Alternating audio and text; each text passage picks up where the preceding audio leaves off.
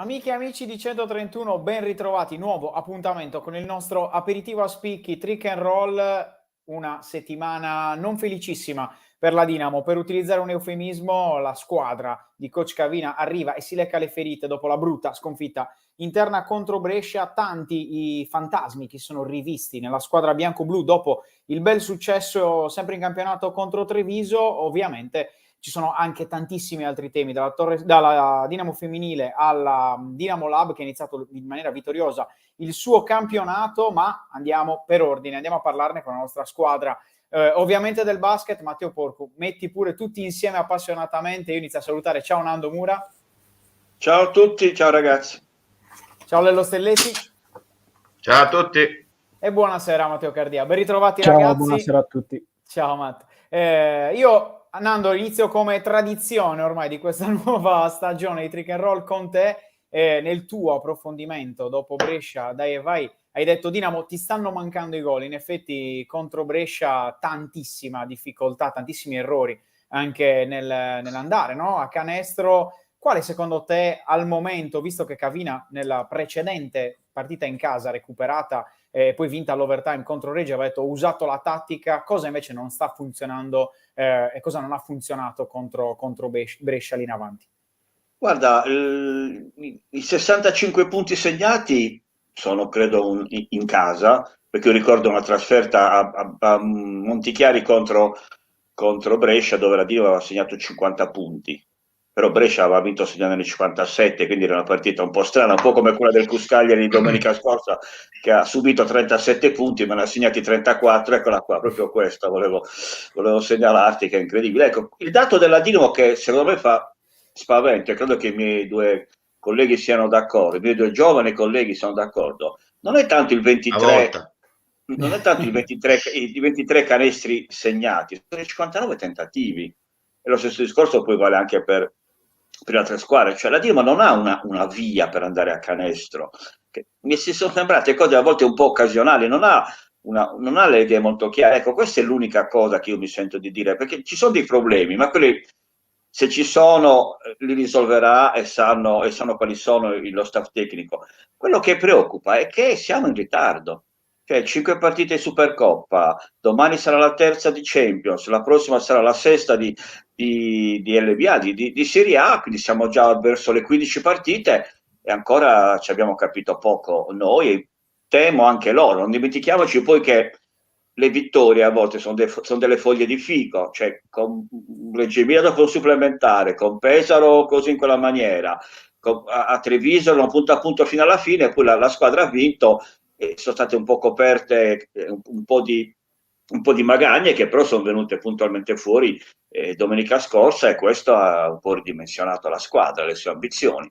In un campionato che però non è bello fino a questo momento per tutti, a parte Milano e Bologna, che peraltro ha perso poi a Napoli incredibilmente, il resto della qualità per il momento non mi sembra eccelso.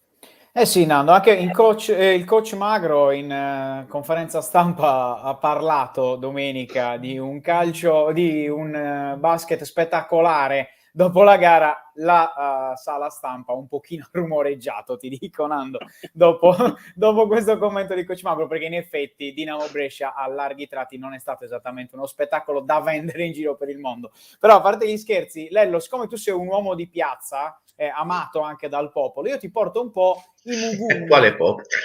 Non lo so, no, tu hai i tuoi seguaci, per esempio Andrea Ferrari. Scegli il popolo, poi fammi sapere qual è. Esatto. No, a parte gli scherzi, però, domenica al palazzetto un po' di mugugni sono arrivati, soprattutto, come diceva Nando, perché c'è un po' di confusione, no, nell'andare a canestro in questa Dinamo. Il pubblico, che è molto vicino, ovviamente, alla tribuna stampa, diceva: ma come mai, se una delle armi principali di inizio gara è stata scaricare al tiro per Benzius, è stata subito accantonata questa idea da coach Cavina? Tu sei d'accordo? Secondo te c'è un'altra via per andare a canestro per questa Dinamo, o secondo te è semplicemente un cambio pelle necessario nonostante le tante gare e la Dinamo saprà ritrovarsi sotto canestro? Ho la sensazione che di star diventando un po' ripetitivo, il che sarebbe anche un bene qualora la squadra andasse bene, perché ripeteremmo sempre gli stessi elogi, no? Tipo un leitmotiv Qui invece ho la sensazione di diventare anche un po' noioso, però la questione secondo me è sempre la stessa. Certo è che non percorrere più Benjus, ti dico male dal mio punto di vista, perché è una gara in cui sostanzialmente l'ha messa.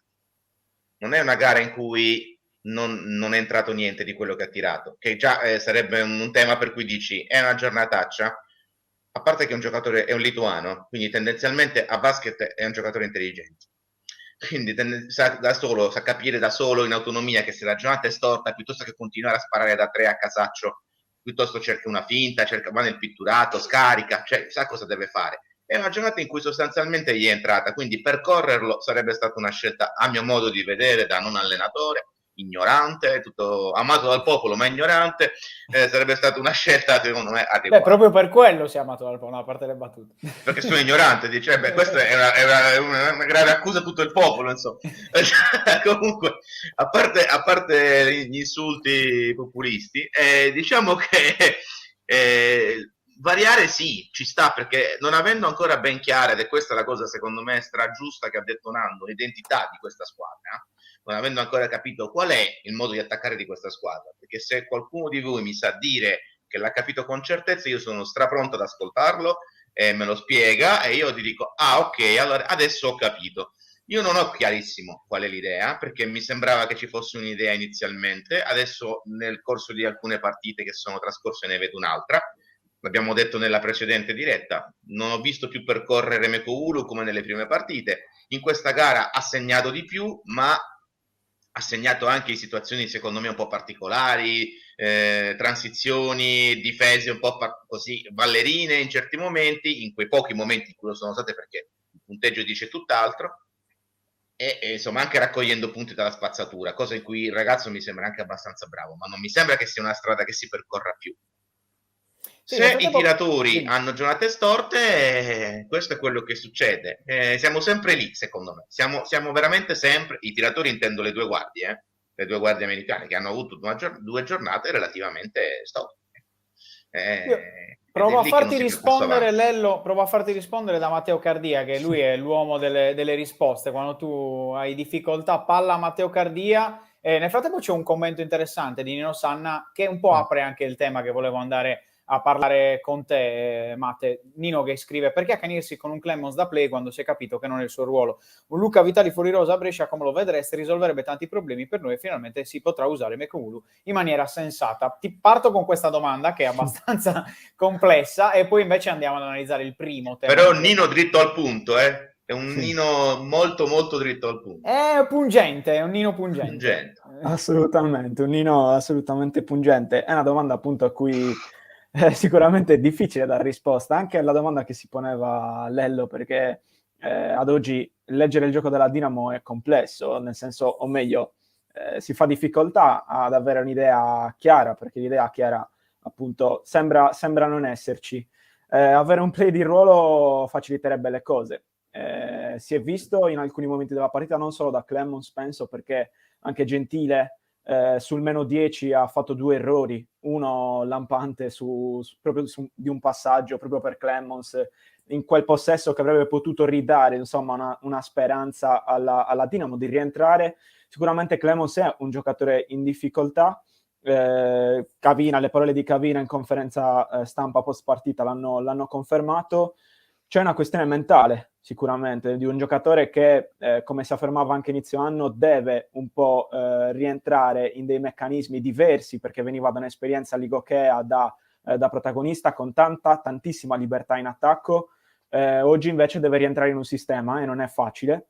Si è visto anche un po' di nervosismo, ad esempio anche contro Tenerife, dove era nervosa tutta la squadra, ma Clemons si è visto anche in panchina durante i time-out abbastanza nervoso con Cavina.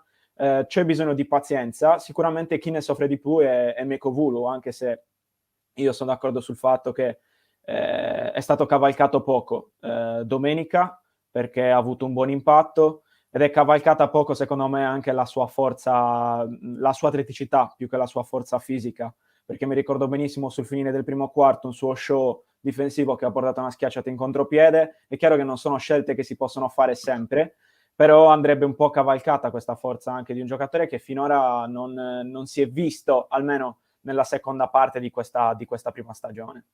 Sì, sono Poi per quanto riguarda perché... Vitali, Sì, vai. insomma, entriamo in dinamiche che, insomma, per quanto possono essere interessanti, perché Luca Vitali è un giocatore che fino all'anno scorso, appunto, a Brescia ha dimostrato di essere uno dei più importanti play del nostro campionato, però qui entra in questione il portafoglio. Qui Sardara, secondo me, non è intenzionato, almeno per un altro po' di tempo. Solo se le cose si metteranno davvero male, secondo me, Sardara farà agire Pasquini sul mercato, altrimenti questa sarà la situazione fino a fine anno. Sì, ci può stare. Nel frattempo è un po' anche spoilerato, no? Il tema di giornata. Abbiamo visto anche la prima grafica. Clemons, che è un po' uno dei singoli che abbiamo anche scelto di chiedere a Coach Cavina nel post partita con Brescia. In realtà abbiamo chiesto anche di battle, no? Non solo Clemons, un po' in difficoltà entrambi contro Brescia. Nella prima parte di stagione sembravano un po' i due equilibratori anche della Dinamo della Dinamo di Coach Cavina.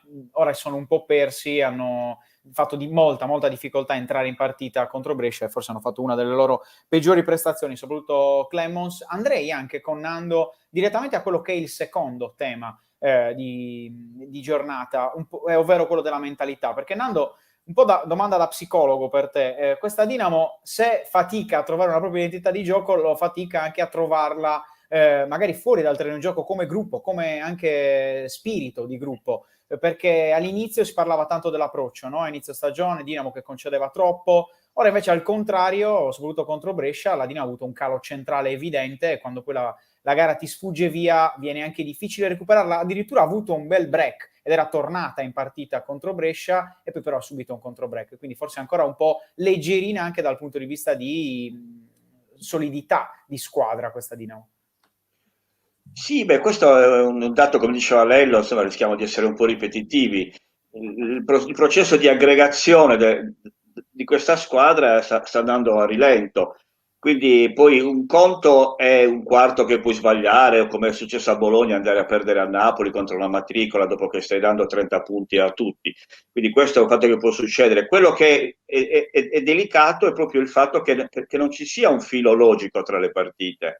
La Dinamo, per esempio, in Supercoppa, in campionato, anche arrivava spesso oltre i 90 punti. E adesso improvvisamente l'attacco si è un po' spento, ma l'attacco non può basarsi solo sui tiri costruiti dal palleggio da David Logan, che sono tiri anarchici quelli, non sono canestri che fanno parte di un contesto. Il discorso del playmaker è molto importante. Insomma, il mio amico Meo Sacchetti, quando costruiva le squadre, diceva: abbiamo soldi, metà spendiamo, adesso sto esagerando un po', dico, una bella fetta del mercato, spendiamola sul playmaker, perché è importante. È importante che ci sia un giocatore che dia l'indirizzo a tutta la squadra. In questo momento non c'è.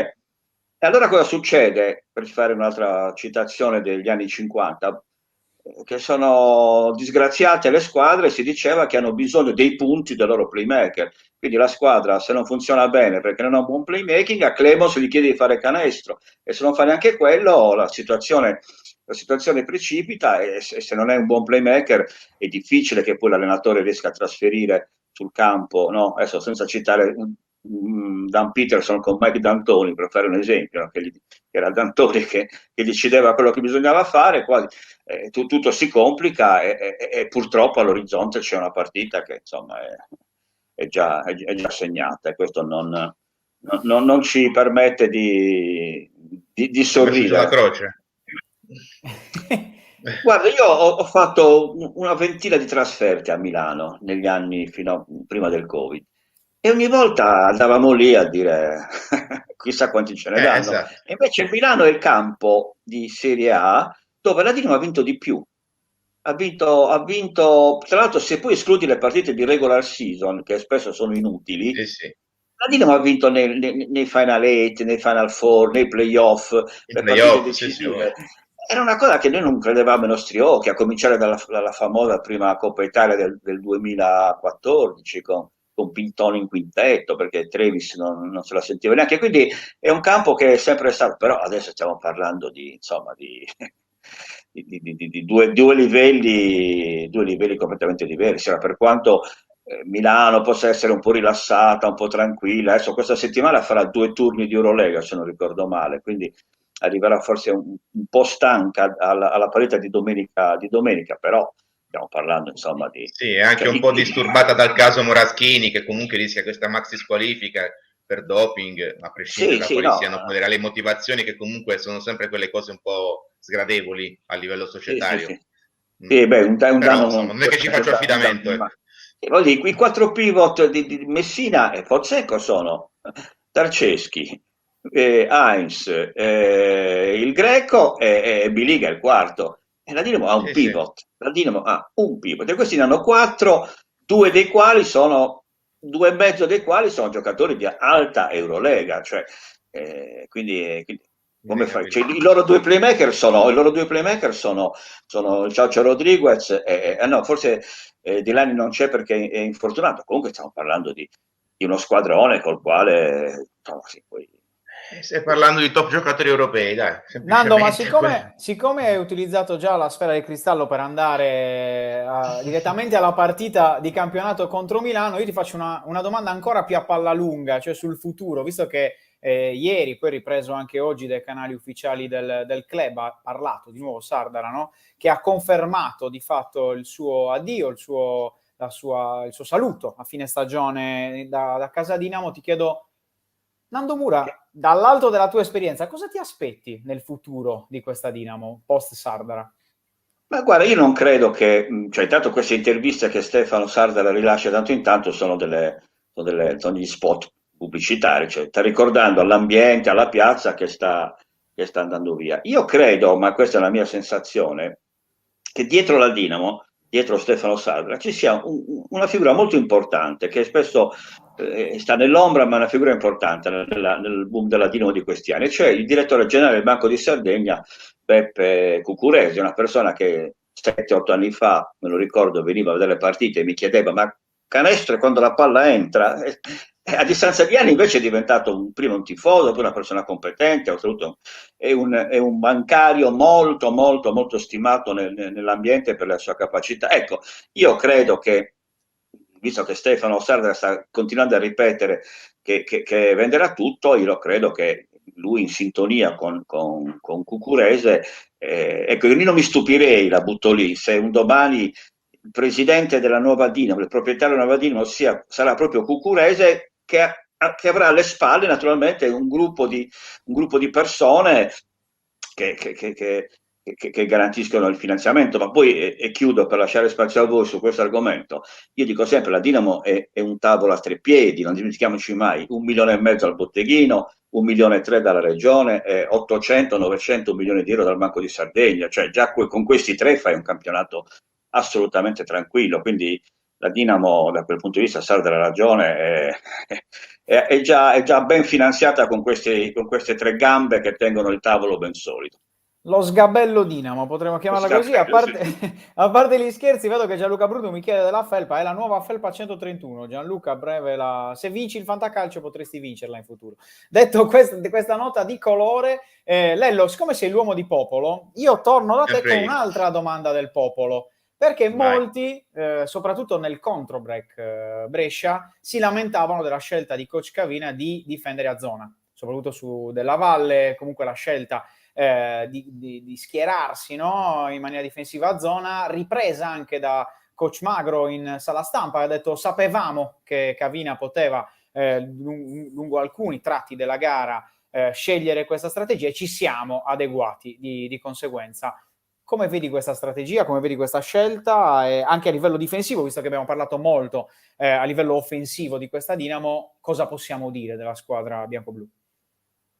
Beh, diciamo che non esistendo una scelta giusta e sbagliata, quello che mi sento di dire è che intanto Coach Magro è stato più bravo, perché l'ha letta e l'ha battuta questa zona. La zona in certi momenti, quando non ci stai capendo granché, può risolverti delle situazioni, può darti una scossa, anche perché 2 difese fatte bene rimettono in piedi un attacco. Sono cose naturali nei 40 minuti in cui si sta sul parquet. Non ha funzionato o ha funzionato in maniera così alternata, diciamo, può essere la lettura. Non credo che debba essere accantonata, anche perché se poi possiamo guardare che cos'è che ha funzionato meglio in questa uscita, è la difesa. Quindi non è che si può prendere tutto quello che è stato fatto in difesa e buttarlo, anzi è proprio da lì che bisogna ripartire probabilmente. Ci sono ovviamente delle questioni di lettura della partita e di capacità di lettura che bisogna saper adottare al momento giusto. È chiaro che in questo caso mi sembra che forse perseverare è stato abbastanza diabolico e quindi non ha portato il risultato sperato. Però ripeto, io non la vorrei buttare così, la zona. La zona può essere un'arma, soprattutto sulla base dei giocatori a disposizione. Quindi non mettiamogli una croce sopra come Nando ha fatto con la prossima partita. Cioè, teniamola in piedi come un'opzione. Sull'attacco abbiamo già detto, dai, nel senso io Sì, non, sì, non no, appunto, la penso di domanda volere era dal punto di vista Mm. difensivo. Tra l'altro, Mm. ragazzi, abbiamo parlato tanto di Brescia, abbiamo parlato, Nando appunto ha già fatto un pronostico su quella che sarà la trasferta di Milano, però nel mezzo c'è da parlare di un'altra partita, ovvero quella di Champions League contro Prometei, che è di fatto lo spareggio, no? per l'ultimo posto utile per i playoff di questo gironcino. Entrambe le squadre sono Per i play-in, scusa, si chiamano play-in, si chiamano. Scusa, io chiamano arrivando play-in. dal calcio Playoff sono una bestia. è la Sono una fase bestia. no, ma è una novità anche Fermate per le loro. rotative. È una novità NBA da 2 anni, mi pare ormai. Sì. Adesso l'hanno trasportata anche in Europa. Quindi, Non Diciamo, sapevano cosa normale, fare. No? Beh, domani c'è Milano a Sassari e domani c'è questo bel duello volevo arrivare proprio con lì. Mecovulu. C'è Bel una bella duello. sfida. Tra l'altro, però, ragazzi, voi sapete che io vado sempre alla ricerca, no, dell'avversario. L'altra volta mi ero divertito con Tenerife, questa volta sono andato un po' a scoprire Prometei, squadra della città Kamjansk in Ucraina. Sicuramente non si pronuncerà così, però vabbè, va bene. Squadra del Una via di 2018, mezzo. quindi ricca di storia, immagino, visto che ha 3 anni di storia alle spalle, però ha già vinto un titolo in Ucraina. Quest'anno è primissima in Premier League, visto che ne ha vinte 8 su 8, squadra fortemente legata all'industria metallurgica. Nel frattempo vediamo anche un video abbastanza tamarro dell'arrivo della squadra. Te lo volevo dire. Sì, è Hai un scelto po' le sotto. musiche, volevo chiedere, pensavo che fosse Matteo Porto aver scelto le musiche. Il nostro Borra non ha scelto lui le musiche, possiamo anche abbassarle ovviamente, perché poi viene anche difficile continuare a parlare, però è un video molto interessante perché la Prometei arriva ad Alghero, il massimo delle inquadrature sono state il pullman e poi un parcheggio a Sassari, però comunque sia la squadra sarà una sfida importante. Squadra, vi dicevo, fortemente legata all'industria metallurgica della città ucraina. Pensate, la città ucraina che ha 255.000 abitanti è una delle più inquinate al mondo, perché oltre all'industria metallurgica e anche alle industrie pesanti di nucleare e chimica, quindi non è esattamente un bel vivere per Miro Bilan, sicuramente però ampiamente ripagato dal punto di vista economico. Altre curiosità: è stata la città natale del segretario del Partito Comunista Sovietico Brezhnev. E un'altra curiosità è che di fatto è bianco-rossa, quindi bianco-blu, una bella sfida contro la Dinamo. Che gara ci aspettiamo, Matteo Cardia? ci aspettiamo una gara, secondo me, molto, molto dura a livello fisico. Sarà una partita intensa. Sicuramente il Prometei, così come la Dinamo, ha questa come ultima, più o meno come ultima spiaggia, nel senso che poi vincere la partita di domani consentirebbe a entrambe le squadre di giocarsela un po' più tranquillamente, diciamola così, e non dover fare gli straordinari negli altri incontri. Il Prometei è una squadra forte, con un pacchetto di americani abbastanza importante. Miro Bilan, che è arrivato sul finire del mercato, diciamo, chiamiamolo così, non sta giocando, non ha il minutaggio che aveva alla Dinamo. Comunque sono 12 minuti che secondo me, almeno per ora di media, che poi cresceranno. Ma soprattutto c'è un giocatore come D'Angelo Harrison che l'anno scorso ha fatto capire benissimo qual è il suo livello dal punto di vista realizzativo, giocando a Brindisi e confermandosi come uno dei migliori tiratori del campionato italiano. Sarà una partita molto complessa, la Dinamo ha bisogno di tutti, ha bisogno dei suoi piccoli, di ritrovare i suoi piccoli, e ha Ma che bisogno... sponsor nel frattempo per Sassari le immagini del Prometei? Cioè proprio Sì. gli angoli migliori mia. della città hanno preso. Allora, Mamma. Questa se sembra in Ucraina, tra l'altro. Cioè, vi assicuro che è Sassari, però sembra l'Ucraina. Vabbè, non lo so se è bellissimo. passando Non poi l'hai per vista Danny l'Ucraina, non Elba. esagerare. Siccome Claudio, ovviamente in Conis, che salutiamo, mi prende in giro perché dice che i miei momenti educational fanno 3-0 agli speciali di Alberto Angela, mi sono dimenticato di dirvi che la città Kamshansk dell'Ucraina, ovviamente ho ricambiato pronuncia perché non me la ricordavo neanche, è a destra del fiume Dnipro, che è famoso, quindi abbastanza un fiume, anche quello uno dei fiumi più inquinati al mondo, che vi poteva interessare come nota di colore. Scusa Matteo, ti ho interrotto, continua pure. No, assolutamente, si spera, almeno magari per le prossime volte, che il videomaker del Prometei sia meno peggio dei giocatori. Però, insomma, ripeto, sarà davvero, secondo me, una partita fisica anche per come è costruito il roster, per elementi come Kennedy, che è passato da Venezia nell'anno dello scudetto, come DJ Stephens, che ha avuto esperienze sia in Europa ma anche in NBA e in G League, insomma giocatori importanti, arrivati appunto per un progetto che dal punto di vista economico è abbastanza solido, e di cui secondo me sentiremo ancora parlare, perché insomma sono solo i primi anni, ma quando si ha una forza economica del genere di solito si riesce anche ad andare avanti, essendo questa alla fine la prima esperienza, se non mi sbaglio, in Basketball Champions League di Prometei. Sì, sono anche l'ultima squadra che ha strappato il pass Esatto. per la competizione. E comunque, scusa, Certo, Prometei vai. e Dinamo sono ancora a 0 punti, hanno perso le prime Sì, due partite, esatto. e mentre invece i tedeschi e Tenerife li hanno vinti tutti e due, quindi quelli due si giocheranno magari per differenza Esatto. canesi il primo posto, e anche il secondo, e chi arriva secondo fa il play-in, cioè degli spareggi per poi andare nei play-off. Quindi Dinamo e Brezhnev si giocheranno il terzo posto. Chi arriva quarto esce e finisce lì, insomma. Se domani schierano la salma di Leonid Brezhnev siamo a cavallo, la portiamo a casa. No, volevo dire una cosa sulla zona, cioè è un caposaldo di chi fa l'allenatore. Il tuo unico pivot fa due falli, tu puoi o cambiarlo e metti un'azione di emergenza, oppure ti rifugi, come si diceva una volta, nella zona. Quindi probabilmente il buon Cavina sta cercando di elaborare questo tipo di difesa e utilizzarla proprio per proteggersi. Però se sei sotto e devi proteggerti, ha ragione Lello, o fai una difesa per cui quelli sbagliano i primi due attacchi alla zona e allora tu ritrovi fiducia, se no sei sempre costretto a remontare, perché la zona con quel tiro da fuori un pochino di più te lo concede. Frattempo io mi dissocio dai durissime. commenti durissimi di Gianluca Brundu. Gianluca, ci dissociamo. A parte gli Forse scherzi, Marco però, quando era vivo era così, era più mobile di Gandini.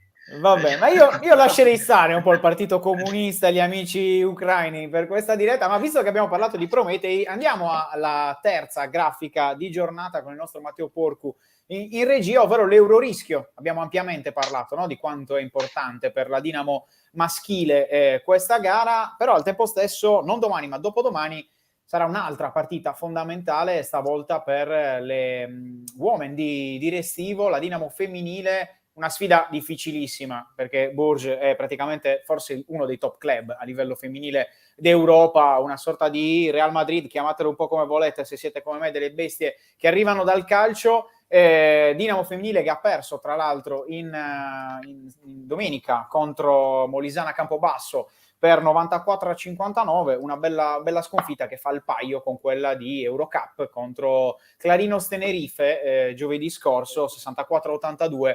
Sicuramente non un ottimo momento, continua il dominio americano, però non aiutato, come diceva Nando anche settimana scorsa, dalle ragazze italiane. Ti chiedo, Nando, visto che comunque sia, questa è una competizione molto importante per la Dinamo femminile, perché comunque sta trovando squadre strutturate. Bourges, se non sbaglio, è una squadra femminile che c'è quasi dagli anni 70, quindi è una squadra davvero con un passato davvero importante, cioè non è una squadra creata da pochi anni, con una sua cultura anche nel basket femminile. Ti chiedo, è un po' troppo presto per la Dinamo questo passaggio in Eurocup, storico, ricordiamolo, oppure è necessario fare un passaggio del genere per crescere?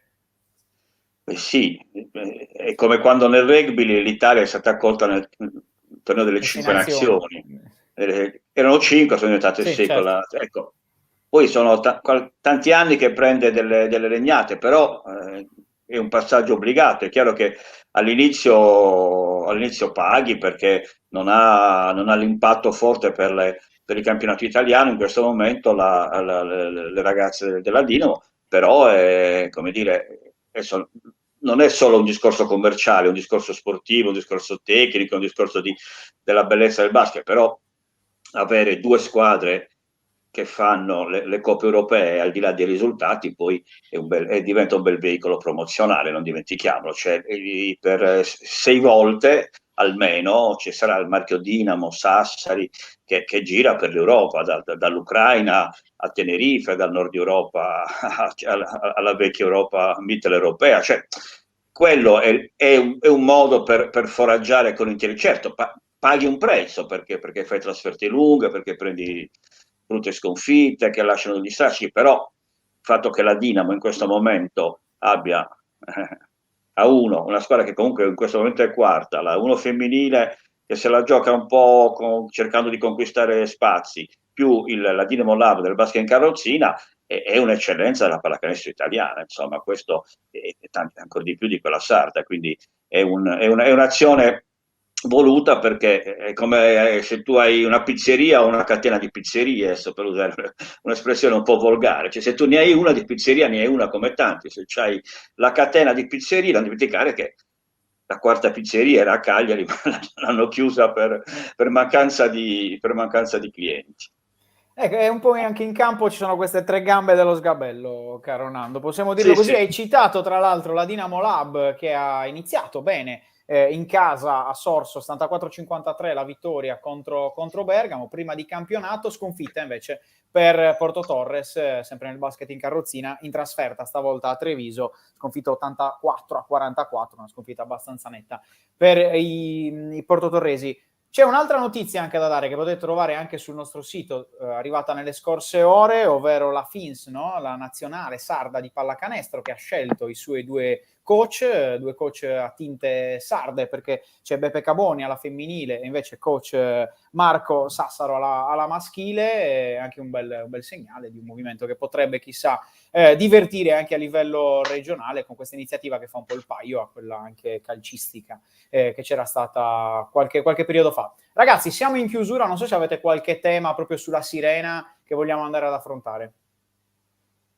No, togliamoci questo dente di Milano e poi... e poi ci sarà Trieste, che anche Trieste... No, ma io ricordo, guarda, quella famosa coppa di cui parlavamo prima, noi eravamo partiti per Milano, a Sago, convinti di ripartire il giorno dopo, avevamo tutti il volo prenotato per il giorno dopo, capisci? Poi invece siamo dovuti rinviare i voli e io addirittura la mattina dopo la vittoria con Milano ero andato nei supermercati di Milano Fiori a comprare mutande, canottiere e calze perché dovevo... E lì avevo trovato anche alcuni dirigenti della Dinamo che stavano comprando anche loro biancheria intima di ricambio, perché anche loro evidentemente non ci credevano tanto, invece poi è andata così, quindi come dice Lello, come diceva anche Matteo, vediamo come va a finire prima, però certo, insomma, dovessi mettere una schedina, mettere uno fisso, ecco, insomma.